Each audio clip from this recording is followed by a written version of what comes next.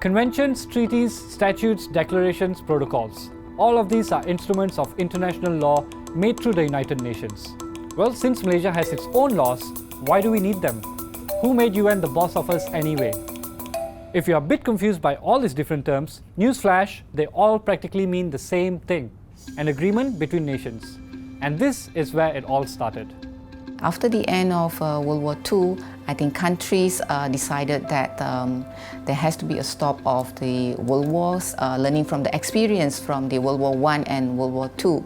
That is when the genesis of the United Nations came about. And it's worked. An analysis of over 5,000 UN General Assembly voting records from 1946 to 2011 found that the process built trust between nations and facilitated communication.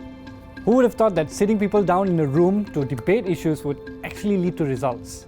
Referring to the study, a political science professor said the evidence demonstrates that the UN is more effective at achieving its mandate of avoiding wars than many experts think. Which is great, because we never really liked wars anyway. Our foreign policy has always been about peace and neutrality.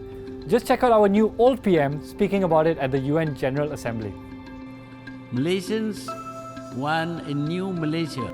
A Malaysia that is a friend to all and enemy of none. A Malaysia that remains neutral and non-aligned. A Malaysia that detests and abhors wars and violence. And we've been pretty consistent. Malaysia has called out Israel for its violence against Palestine, Myanmar for its genocide against the Rohingya, and back then, South Africa for its apartheid regime. These international laws also help governments agree on certain standards of behavior. Signing treaties and subsequently to ratify it, basically it lays the foundations for the subject to become legally recognized at the domestic levels. Signing and ratification is the first step, but what's really important is the role of the governments to have enforcement mechanisms to actually follow through what they have signed in the United Nations. And this has worked in Malaysia before. Ratifying the Convention on the Rights of the Child led to our own law, the Child Act 2001, which was a huge step towards better protection of our children. And caveat time, UN is far from perfect. Thousands and thousands of books have been written, reports have been written about whether UN is useful or useless. It really depends in the context of what we're talking about. It's precisely because countries have developed the art of diplomacy that you will not see a World War III in the near future. Otherwise, people went into war for the smallest reasons. If you look at history, that's what happened. And we avoided that. UN should be improved so many times over, but at the same time, the benefit of it is that civilized nations getting together to discuss on issues which can avoid death and massacre and war. That's what it is about. Let's talk about the elephant in the room, the Rome Statute. Under the Rome Statute, there is an understanding what is the protocol, what constitutes crime that can be brought under ICC. It has been categorized as 4 main offences. That's what ICC is all about. And why do Malaysia participate? Because we have been standing up against crime that is committed against the Palestinians, the Burmese, the Rohingyas. So we must take action and stop this by participating under the ICC.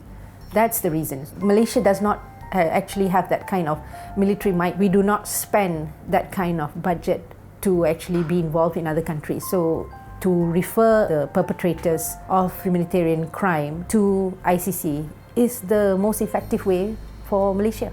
So why did we pull out of it? Apparently it was because 4 academics presented a paper to our king saying the statute would affect his position as a sovereign ruler and it opens him up to prosecution at the ICC. Since our king is technically the commander-in-chief of the military, any crimes committed by our soldiers could lead to him being charged. It's a line of reasoning that's been widely questioned by experts and the government, who argue that it is the government who will be ultimately responsible for the actions of the military. However, it is technically true that ratifying the statute would open up everyone, including the king, to the possibility of being charged in the ICC. But that would only happen if he commits serious international crimes, like genocide. Malaysia has its own ways, its own culture, and its own identity. But participating in international laws doesn't necessarily dilute our culture. It actually strengthens our voice on the international stage. And honestly, would it be so bad to live in a place where war criminals actually get punished?